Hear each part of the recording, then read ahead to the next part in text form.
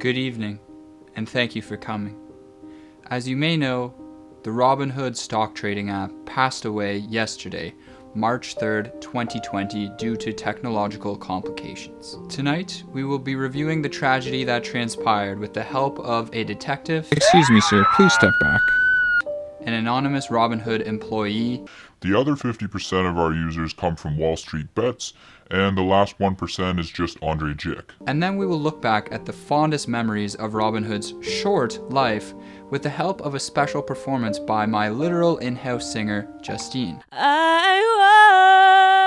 once was lost. Tonight, before we begin the proceedings, I would ask that you solemnly smash the like button in memory of Robinhood. I would also encourage you to use the comment section down below as a guest book to record some of your greatest memories using the Robinhood stock trading app. Now let us begin tonight's proceedings. I would like to say that Robinhood passed away silently and peacefully in its sleep, but unfortunately, that was not the case. The app was purportedly used by 10 million users to trade stocks commission-free. Our anonymous source at Robinhood was able to confirm the demographics of these 10 million users. So the first thing that most people don't know is 49% of our users are actually 18-year-olds with only $100 in their account that they lose within the first 6 months.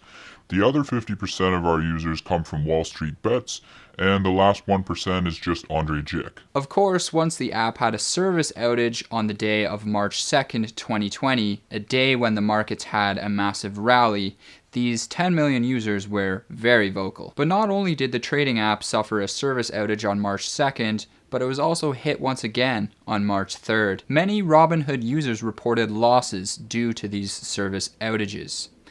This was the nail in the coffin. Excuse me, sir. Please step back. Yes, we have been collecting reports non-stop, actually. At this point, it looks like there is hundreds of thousands or even millions of dollars lost in this event. What's that? Yeah, I lost about $10,000 YOLOing deep out of the money puts on Tesla.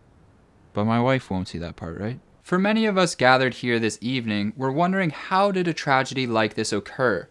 How could a stock trading platform that's used by millions of people stop working for over 24 hours on one of the most important trading days of the entire year? So at this point, I'm not actually able to comment on that. The evidence is still pretty unclear. It's okay, you can comment. Alright, fine, you got me, I'll comment. So the hot take right now is that some programmers over at Robinhood forgot to program the calendar to have a leap year in it. So the app was trying to pull data from, I guess, the wrong date. You know, it sounds a bit crazy, but we actually checked 4 years ago when we had the last leap year, and sure enough, the exact same thing happened. So, I mean, yeah, that's our main investigation right now. My face is blurry, right? Like nobody can see me? Alright. It was me. 4 years ago, they actually asked me to program the leap year into the calendar. It was supposed to be a really easy fix. Really quick, really easy. So I said, sure, no problem. I'll do that after I have my chicken tenders for lunch. Sure enough, right after lunch, somebody posts some solid DD on Reddit, and before I know it, I'm margin called. Suffice to say, I forgot all about fixing the coding, and things just went on as per normal for the next 3 years until March 2nd, 2020. That's what happened. I know that a lot of this information may be shocking to you, especially at this time of sorrow. While hoping to ease this sorrow, the co-CEOs of Robinhood released a statement, part of which I would like to read to you tonight. Our team has spent the last 2 days evaluating and addressing the issue. We worked as quickly as possible to restore service, but it took us a while. Too long. We now understand the cause of the outage was stress on our infrastructure, which struggled with an unprecedented load.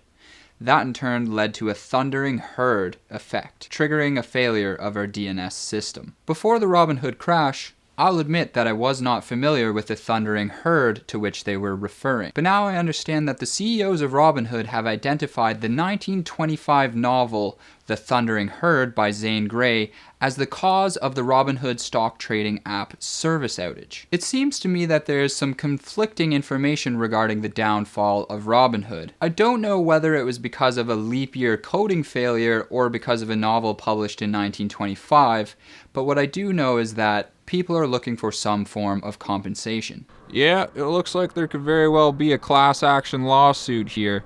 There's a lot of Reddit users requesting compensation in the form of chicken tenders, and there's also a lot of 18-year-olds' moms calling to ask for their son's $100 back. It's a lot of paperwork, let me tell you. The co-CEOs of Robinhood have not commented on whether they plan to provide compensation in the form of low-quality frozen chicken products or in the form of a Robinhood premium discount amounting to about $15. And now, we have reached the portion of tonight's service where we will reflect on some of the best memories of Robinhood. Amazing grace, how sweet the sound that saved a wretch like me. I once was lost, but now am found. 'Twas blind, but now I see. Hey everybody, so I wanted to do this video a little bit differently in terms of what has already been posted on YouTube, because a lot of people have already posted videos about the relevant newsworthy items surrounding the Robinhood crash. So I thought I would make a little satirical comedy piece on what happened, and this was a little bit experimental for me, but I hope you liked it. If you did, maybe consider subscribing. I make entertaining, cinematic, educational content on personal finance. I think that what happened with Robinhood really illustrates the importance of understanding what platform you're using to invest your money in. There's a lot of apps these days that are essentially just tech startups. And now tech startups, they move fast. They create products fast. They ship fast. They do everything very quickly. And doing things at a very high speed means that there's always going to be room for error, or not doing things exactly the proper way and having every safeguard in place. On the one hand, this can be a good thing because they can really push the envelope, like Robinhood has, with really pushing the industry to address things like zero commission trading. But on the other hand, it also leaves the door open for things to happen like what just happened. For some tech products, this might be okay, but when it comes to people's money, this is really serious. So I think that there's something really to be said for keeping your life and retirement savings at an institution that's tried and true. I don't see anything wrong with having some play money in apps like this, or if you're just using it to learn the ropes. But I think most serious investors will tell you that their life savings are not in a phone app. For my Canadian audience, we have something similar with Wealthsimple Trade. But the difference is that Wealthsimple is more of a fully fledged platform than Robinhood. They offer more services, and they also have different infrastructure that's more similar to a traditional financial institution, whereas Robinhood was just the phone app. So I wouldn't be super concerned about something similar happening with Wealthsimple Trade, but it is something to keep in mind. So I would just emphasize to be very intentional with where you are parking large sums of money. And with all that being said, thank you for attending tonight's service. I'm Steve Antonioni, and this has been Cash College on the fall of Robinhood. Thank you all for watching, and I will see you again soon.